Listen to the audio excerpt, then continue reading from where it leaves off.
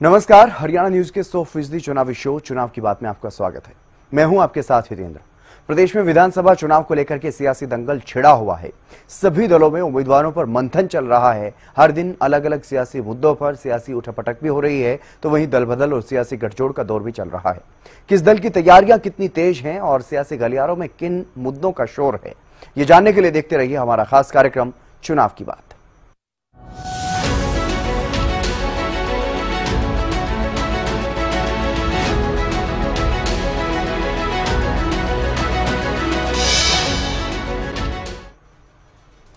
और चुनाव की बात में सबसे पहले बात करेंगे मुख्यमंत्री नायब सिंह सैनी की सीट को लेकर के, क्योंकि सीएम सैनी की सीट को लेकर के एक बड़ी खबर सामने आई है। सीएम और मोहनलाल बड़ोली में भारी कंफ्यूजन कहीं ना कहीं देखने को मिला। करनाल से चुनाव लड़ने की बात सीएम नायब सैनी खुद कह रहे हैं। करनाल में रोड शो के दौरान खुद सीएम ने यह जानकारी दी है कि वो करनाल से ही चुनाव लड़ेंगे। तो वहीं बड़ोली को लेकर के हंसते हुए उन्होंने कहा कि उन्हें मुझसे ज्यादा जानकारी है। बड़ोली ने सीएम के लाडवा से चुनाव लड़ने की जानकारी दी थी। तो ऐसे में सवाल यह भी उठ रहा है कि क्या सीएम दोनों सीट से चुनाव लड़ेंगे? ये अपने आप में एक बड़ा सवाल खड़ा हो रहा है।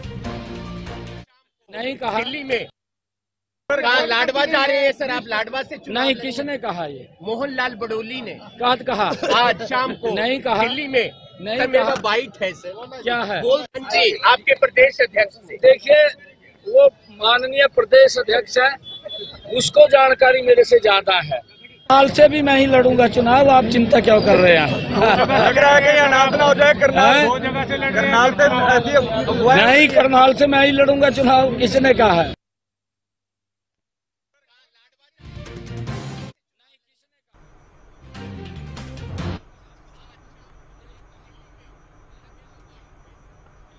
और सीएम नायब सैनी के इस बयान से पहले बीजेपी के प्रदेश अध्यक्ष मोहनलाल बड़ोली क्या कुछ कह चुके हैं, वो भी आपको सुनवाते हैं। उन्होंने ये कहा है कि लाडवा से सीएम सैनी चुनाव लड़ेंगे। सीएम साहब लाडवा से चुनाव लड़ेंगे। सीएम साहब लाडवा से चुनाव लड़ेंगे। केंद्रीय चुनाव समिति की बैठक में सभी 90 की 90 विधानसभाओं पर चर्चा हुई और उसको शॉर्ट लिस्ट कर लिया गया है। कुछ अभी 2 दिन का समय और लगेगा। 2 दिन के बाद फिर दोबारा से बैठक होगी, तब उस पर निर्णय करेंगे। अभी किसी भी प्रकार का कोई भी निर्णय हुआ नहीं। जैसे ही केंद्रीय चुनाव समिति की तरफ से कोई संदेश आएगा फिर बैठना होगा। और अभी सभी की सभी विधानसभाओं पर नाम की चर्चा हुई है, कोई भी फाइनल नहीं हुआ है। सभी के नाम शॉर्ट लिस्ट किए गए, उसके बाद दोबारा से बैठना होगा, तब लिस्ट आएगी। सारे एक साथ नहीं आएगी। सीएम नायब सैनी कुछ और कह रहे हैं, तो वहीं बीजेपी के प्रदेश अध्यक्ष मोहनलाल बड़ोली कुछ और कह चुके हैं। हालांकि लाडवा सीट को लेकर के ज्यादा चर्चाएं हैं कि लाडवा सीट से ही सीएम चुनाव लड़ते हुए नजर आ सकते हैं। तो ऐसे में लाडवा विधानसभा सीट सीएम के लिए कितनी सेफ है, ये भी आपको बता देते हैं। कुरुक्षेत्र लोकसभा सीट के अंतर्गत ये सीट आती है। कुरुक्षेत्र से पहले सांसद रह चुके हैं सीएम नायब सिंह सैनी। तो ऐसे में इसलिए भी ये माना जा रहा है कि शायद इसलिए ये सीट चुनी गई हो सीएम नायब सैनी के लिए, क्योंकि लाडवा सीट पर सैनी समाज के वोट बैंक का भी अच्छा खासा प्रभाव है, अच्छा खासा असर है। और क्या इसीलिए ये सीट चुनी गई है क्योंकि वहां पर सैनी समाज का अच्छा खासा वोट बैंक है? तो सामाजिक सोशल इंजीनियरिंग जो एक शब्द राजनीति में इस्तेमाल किया जाता है, क्या इस आधार पर सीएम के लिए ये सेफ सीट चुनने का काम पार्टी की तरफ से किया गया है? सीएम सैनी को इस सीट पर काफी अच्छा फायदा मिलने की उम्मीद है, क्योंकि यहाँ से वो पहले सांसद रह चुके हैं, यानी कि यहाँ के लोगों के लिए अनजान नहीं होंगे। और जो सीट लाडवा सीट जिस पर चुनाव लड़ने की बातें की जा रही हैं, 2024 के लोकसभा चुनाव में लाडवा से बीजेपी को वहां पर लीड भी अच्छी खासी मिली। बीजेपी उम्मीदवार को लाडवा में 8,750 वोटों की बढ़त यहां पर मिली। तो ऐसे में इसलिए भी इस सीट को काफी अच्छा माना जा रहा है, सीएम नायब सैनी के लिए मुफीद मानी जा रही है। और इसीलिए यहां पर चर्चा सीएम के चुनाव लड़ने की हो रही है।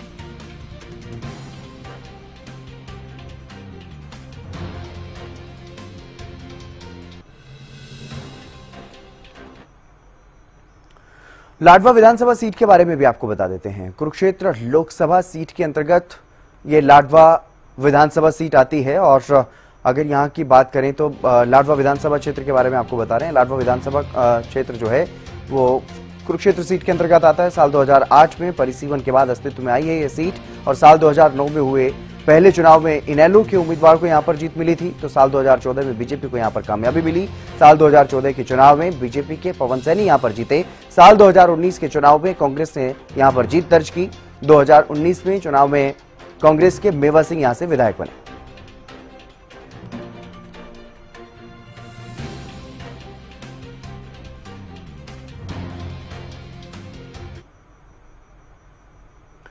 सीएम के लाडवा से चुनावी मैदान में उतरने पर कांग्रेस के प्रदेश प्रभारी दीपक बाबरिया ने तंज कसा है। दीपक बाबरिया ने यह कहा है कि नायब सैनी 4 या 5 बार अपनी लोकेशन बदल सकते हैं, 1 या 2 दिन में और इंतजार करो, लाडवा को भी बदल देंगे। हालांकि उससे पहले ही सीएम नायब सैनी का बयान सामने आ गया है। उन्होंने करनाल से भी दावेदारी ठोक दी है, लेकिन जो तंज कसा है कांग्रेस के प्रदेश प्रभारी दीपक बाबरिया ने, वो आपको सुनवाते हैं। सीएम साहब लाडवा से चुनाव लड़ेंगे, खुद प्रदेश अध्यक्ष मोहनलाल बड़ोली साहब ने कहा है, और प्रदेश अध्यक्ष इस बार चुनाव नहीं लड़ रहे हैं, जो कि मौजूदा विधायक भी है राई से। वो तो कई घोषणाएं करते रहते हैं। 1 तारीख को चुनाव होगा, 7 तारीख को होगा, हम एक्सटेंशन मांग रहे हैं। ये अभी 4-5 बार तो ये अपने लोकेशंस बदल चुके हैं। 2-3 दिन और इंतजार करो, लाडवा भी बदल जाएगा।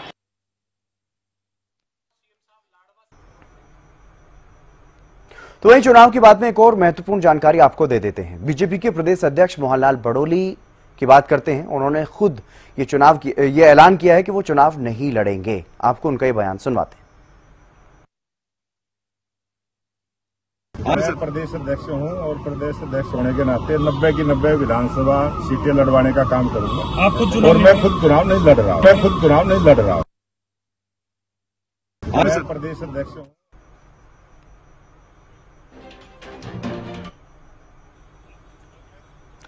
तो वहीं बात करते हैं सत्ता पक्ष भारतीय जनता पार्टी की, क्योंकि भारतीय जनता पार्टी की तरफ से लगातार मेगा मंथन दिल्ली में किया जा रहा है। दिल्ली में केंद्रीय चुनाव समिति की बैठक हो चुकी है, उसके बाद छोटी टोली की बैठक भी चली और बताया जा रहा है कि जल्द ही जारी हो सकती है बीजेपी की पहली सूची।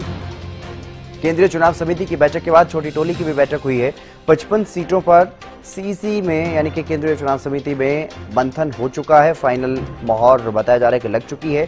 35 सीटों पर अभी भी मंथन बीजेपी की तरफ से किया जा रहा है। बताया जा रहा है कि 1 से ज्यादा उम्मीदवार जहां पर हैं और मजबूत उम्मीदवार जहां पर हैं, यानी कि 2 या 3 उम्मीदवार जहां पर हैं, वहां पर उम्मीदवार का चयन करने में थोड़ी सी परेशानी हो रही है। और हरियाणा विधानसभा चुनाव पर भारतीय जनता पार्टी पूरी तरह से गहनता के साथ मंथन कर रही है। बीजेपी के प्रदेश अध्यक्ष मोहनलाल बड़ोली की तरफ से जब जानकारी दी गई तो उन्होंने बताया कि 90 उम्मीदवार ऐसे होंगे जिसमें पूरा हरियाणा समाहित होगा। हालांकि दुख होता है जिसकी टिकट कटती है या जिसे टिकट नहीं मिलती, उसे भी जो तैयारी कर रहा होता है अपने विधानसभा क्षेत्र में, उसे भी थोड़ा दुख जरूर होता है, लेकिन अच्छा काम करने वालों की टिकट कटने के संकेत भी, यानी कि जिन्होंने अच्छा काम भी किया है या जो बड़े नेता हैं, मंत्री हैं, उनकी टिकट कटने की बात भी वो कहते हुए नजर आए कि किसी की भी टिकट कट सकती है, चाहे किसी ने अच्छा काम भी किया हो, उनकी टिकट भी कट सकती है। यानी कि कहीं ना कहीं सामाजिक समीकरणों का ध्यान रखा जाएगा, जातिगत समीकरणों का ध्यान रखा जाएगा और जो जिताऊ उम्मीदवार होंगे उन पर चर्चा की जा रही है। भारतीय जनता पार्टी 2 दिन के बाद ही अपने उम्मीदवारों की घोषणा करेगी और आपको विधिवत ढंग से सम्मान बता दिया जाएगा। अध्यक्ष जी, क्या चीज देखी जा रही है उम्मीदवारों की, क्या पैरामीटर्स तय किए हैं जिनको चुनाव में टिकट दी जा रही है? भारतीय जनता पार्टी के सभी कार्यकर्ता जिन्होंने टिकट के लिए इच्छा जाहिर की, सभी एक से एक बेहतर उम्मीदवार हैं और सभी चुनाव जीतने वाले हैं। सभी पार्टी के निष्ठावान कार्यकर्ता हैं, नेता हैं। मैंने बताया ना, सभी का समावेश इसमें रहेगा। विधायक भी हैं, सांसद भी हैं, चेयरमैन भी हैं, ब्लॉक समिति के चेयरमैन भी हैं, किसान भी हैं, खिलाड़ी भी हैं। प्रत्येक प्रकार का समावेश आपको उम्मीदवारों के चयन की प्रक्रिया में दिखेगा। अभी 3-4 तारीख के बाद बड़ी बैठक होगी जो दोबारा से हम किसी नेता की परफॉर्मेंस ठीक नहीं रही, किसी विधायक की परफॉर्मेंस ठीक नहीं रही, मंत्री की परफॉर्मेंस ठीक नहीं रही, उसके नाम कट सकते हैं? आपने जो प्रश्न किया है, बहुत अच्छा काम करने वाले को भी हो सकता है मौका। और चुनाव के बाद में बात करते हैं मुख्य विपक्षी दल कांग्रेस की। कांग्रेस भी उम्मीदवारों पर मेगा मंथन कर रही है। स्क्रीनिंग कमेटी का मंथन पिछले कई दिनों से जारी है और पहले एक एक करके नेताओं के साथ मंथन किया गया, उनसे विचार विमर्श किया गया, फीडबैक लिया गया, उनके समर्थकों के बारे में जानकारी ली गई और अब 3 दिन से पैनल तैयार करने का काम कांग्रेस की तरफ से किया गया है। कांग्रेस स्क्रीनिंग कमेटी ने सभी 90 सीटों पर पैनल तैयार कर लिया है, लेकिन अभी भी ये जानकारी है कि एक दिन और स्क्रीनिंग कमेटी का मंथन चलेगा। टीम उम्मीदवारों पर फाइनल मंथन करेगी और उसके बाद 2 या 3 तारीख को केंद्रीय चुनाव समिति की बैठक होगी। केंद्रीय चुनाव समिति की बैठक के सामने यह पैनल की सूची रखी जाएगी। कांग्रेस स्क्रीनिंग कमेटी की बैठक के बाद कांग्रेस के प्रदेश प्रभारी दीपक बाबरिया ने हरियाणा न्यूज से खास बातचीत की है। उसमें कई महत्वपूर्ण जानकारियां उन्होंने दी हैं, आपको सुनवाते हैं।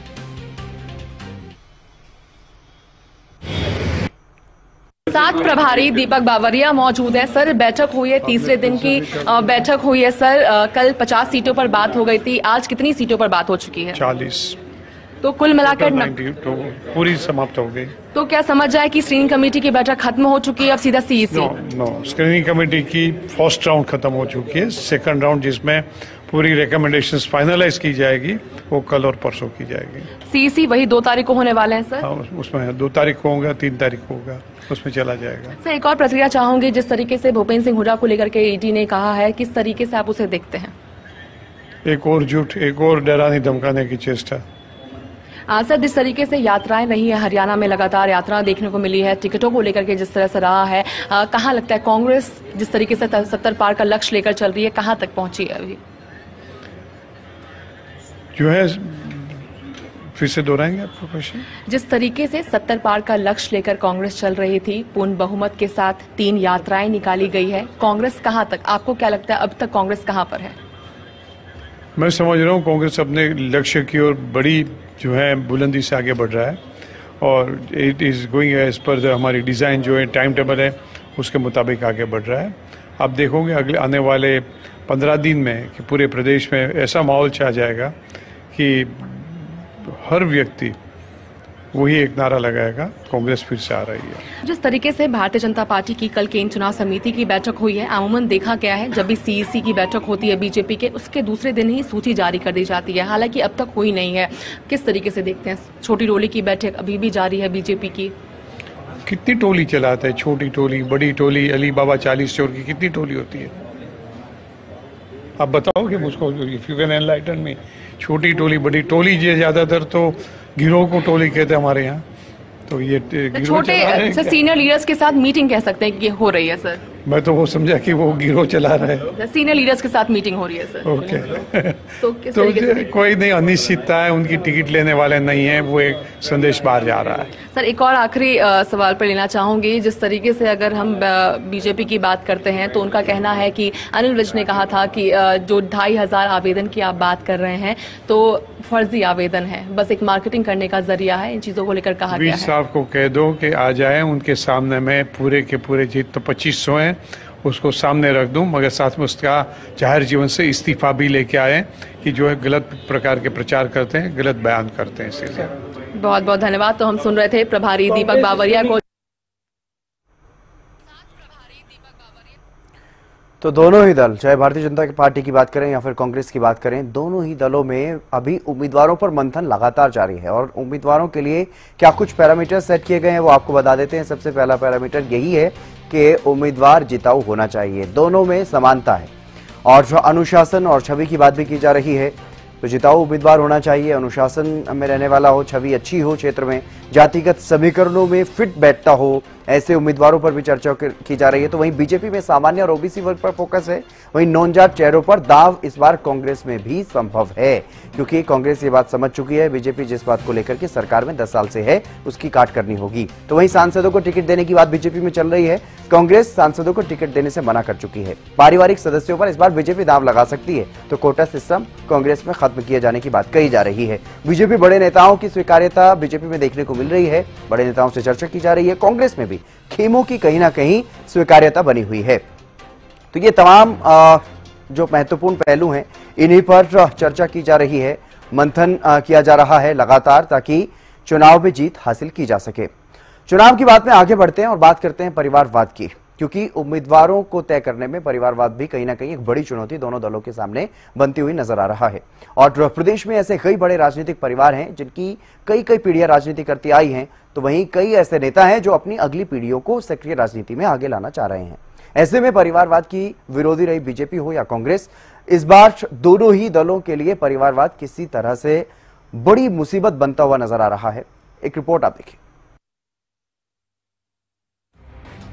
हरियाणा के विधानसभा चुनाव में बीजेपी और कांग्रेस के सामने टिकटों का बंटवारा करना सबसे ज्यादा चुनौती वाला काम बना हुआ है, क्योंकि विधानसभा चुनाव के ऐलान से पहले ही कई दिग्गज नेता अपने परिजनों के लिए चुनावी तैयारियों में जुटे हुए हैं। कोई बेटी के लिए तो कोई बेटे के लिए तो कोई अन्य परिवार वालों के लिए। इसीलिए तो चुनाव का ऐलान होने के बाद दोनों पार्टियों में टिकटों के बंटवारे को लेकर लगातार मंथन चल रहा है।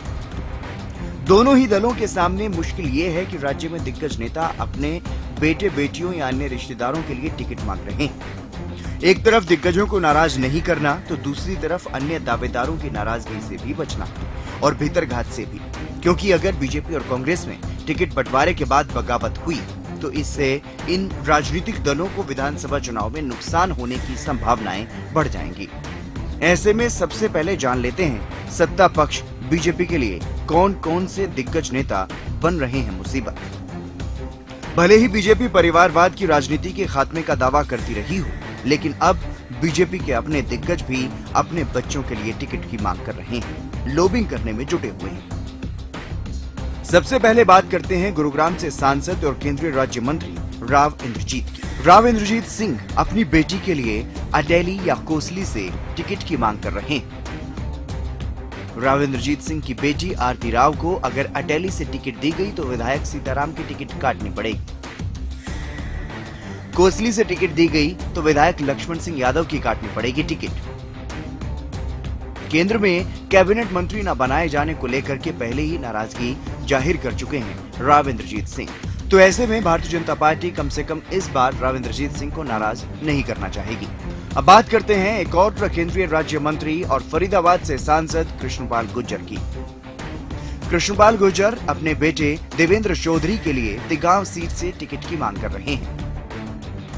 तिगांव सीट से अगर देवेंद्र चौधरी को टिकट दी गई तो राजेश नागर की टिकट काटनी पड़ेगी। इसी तरह भिवानी महेंद्रगढ़ सीट से बीजेपी सांसद धर्मवीर सिंह भी अपने बेटे मोहित चौधरी के लिए सोहना या चरखी दादरी से टिकट की मांग कर रहे हैं। सोहना से मोहित चौधरी को अगर टिकट मिली तो राज्य मंत्री संजय सिंह की टिकट काटनी पड़ेगी। इसी तरह बात करते हैं हाल ही में राज्यसभा सांसद चुनी गई किरण चौधरी की। किरण चौधरी भी अपनी बेटी श्रुति चौधरी के लिए तोशाम से टिकट की मांग कर रही हैं। बात करते हैं बीजेपी के वरिष्ठ नेता और पूर्व कैबिनेट मंत्री ओपी धनखड़ की। ओपी धनखड़ भी अपने बेटे आदित्य धनखड़ के लिए इस बार बादली से टिकट की मांग कर रहे हैं।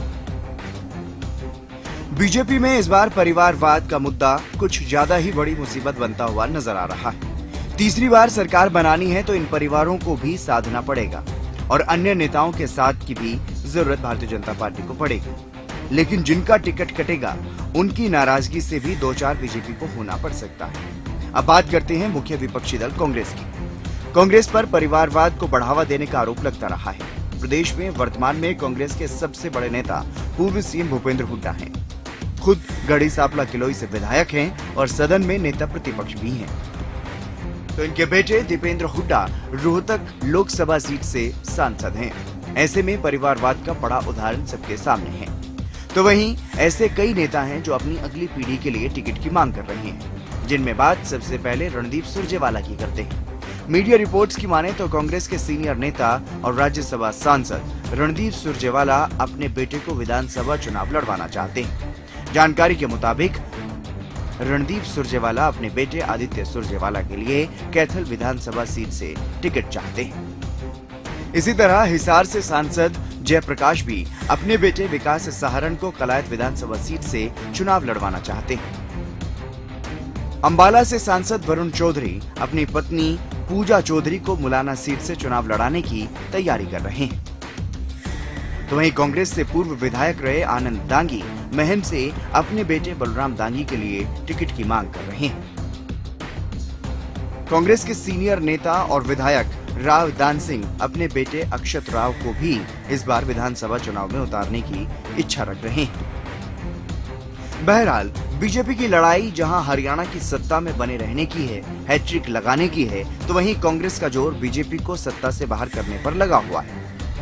लेकिन दोनों ही दलों की कामयाबी विधानसभा में सदस्यों की संख्या पर निर्भर करेगी। और विधानसभा में सदस्य उसी के ज्यादा होंगे जिनका टिकटों का आवंटन बेहतर होगा। फिलहाल टिकटों का आवंटन करने के लिए दोनों ही दलों को परिवारवाद की इस बड़ी परेशानी से जूझना पड़ रहा है, लेकिन इससे दोनों ही दल कैसे निपटेंगे और पार्टियों के फैसलों का कितना असर देखने को मिलेगा, ये देखना होगा। Bureau report, Haryana news.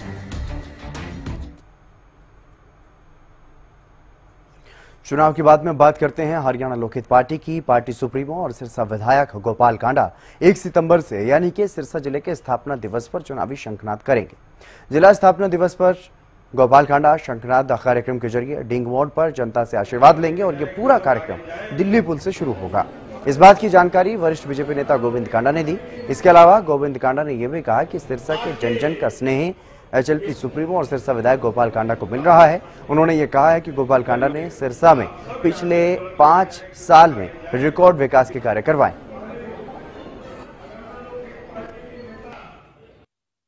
भाई गोपाल कांडा जी विजय शंखनाद करने के लिए 1 तारीख से करेंगे। 1 सितंबर से हमारे सिरसा का स्थापना दिवस है, उस दिन से शुरुआत करेंगे। और आज आपने देखा कि आज हमारा कांडा परिवार हजारों की संख्या में आज यहाँ पहुँचा है। एक छोटे से बुलावे पे आज जो यहाँ आए हैं वो इस विजय शंख यात्रा को एक भारी समर्थन देकर, एक भारी जो सबके मन में है कि कांडा सरकार दूसरी बार 20,000 पार, उसका एक संकल्प लेकर जो चलेंगे लोग और एक ऐतिहासिक विजय शंखनाद होगा। सुबह 11 बजे डिंग रोड पहुंचेंगे और लगभग दिल्ली पुल पे 12 बजे तक पहुंच जाएंगे और उसके बाद श्री बाबा तारा कुटिया जाकर मत्था टेकेंगे और सभी जितने बाबा जी का जो परिवार है वो श्री बाबा तारा कुटिया में वहीं से प्रसाद खाकर आएंगे। देखिए बहुत भारी उत्साह है लोगों में कि जो एक भाई गोपाल कांडा जी ने 5 साल में जो इतिहास बनाया है, चाहे हमारा ग्रामीण अंचल है या हमारे शहर है, 31 वार्ड और 31 गांव लगभग दोनों जगह हैं और वहाँ एक इतिहास बना दिया कि आज तक जितना विकास कभी 50 साल में नहीं हुआ वो 5 साल में करके दिखाया है। और कुछ जो कार्य रह गए या कुछ काम रह गए हैं उनके कुछ के टेंडर लगे हुए हैं, कुछ चीज़ों के काम के पैसे चंडीगढ़ पड़े हैं, तो जैसे ही चुनाव खत्म हो जाएंगे वो सारे काम जल्दी से जल्दी शुरू हो जाएंगे। लेकिन सिरसा के लिए कि ऐतिहासिक 5 साल निकले हैं, इतिहास हुआ है सिरसा में 5 साल। चुनाव के बाद में बात करते हैं पूर्व मंत्री देवेंद्र बबली की, जो मझधार में फंसे हुए नजर आ रहे हैं। देवेंद्र बबली सरकार में रहते हुए पूर्व सीएम मनोहर लाल और बीजेपी की तारीफ करते रहे, लेकिन लोकसभा चुनाव में उन्होंने कांग्रेस का समर्थन कर दिया और अब विधानसभा चुनाव में कांग्रेस की टिकट के लिए दावेदारी करते जरूर नजर आ रहे हैं। पहले शैलजा की आवाज से उनकी तस्वीर सामने आई, फिर खबर आई कि प्रभारी बाबरिया से भी उन्होंने मुलाकात की है। इस पर हरियाणा न्यूज ने जब प्रभारी बाबरिया से सवाल किया तो उन्होंने 2 टूक कह दिया कि बबली कांग्रेस के सदस्य ही नहीं, इसलिए उनके चेहरे पर कोई विचार नहीं। देवेंद्र बबली जिस तरह से उन्होंने आपसे कल मुलाकात की है, कहा जा रहा है कि उन्होंने टोहना से चुनाव लड़ने का इच्छा जताई है, किस तरीके से उसे देखते हैं आप? नहीं, वो जो है कांग्रेस का भी सदस्य भी नहीं है तो कोई उसकी सोच करने का आवश्यकता भी नहीं था। मैंने उनसे क्लैरिफाई किया कि आप सदस्य नहीं तो कैसे हम आपके बारे में सोच सकते हैं। और ऐसे भी वो जहाँ से शायद वो उम्मीद करते होंगे, बाय एंड लार्ज वो सब डिस्कशंस खत्म हो चुके हैं, तो मैं मानता हूँ कि कांग्रेस उसको फील्ड नहीं कर पाएगी। फिलहाल के लिए चुनाव के बाद में बस इतना ही। आप देखते रहिए हरियाणा न्यूज।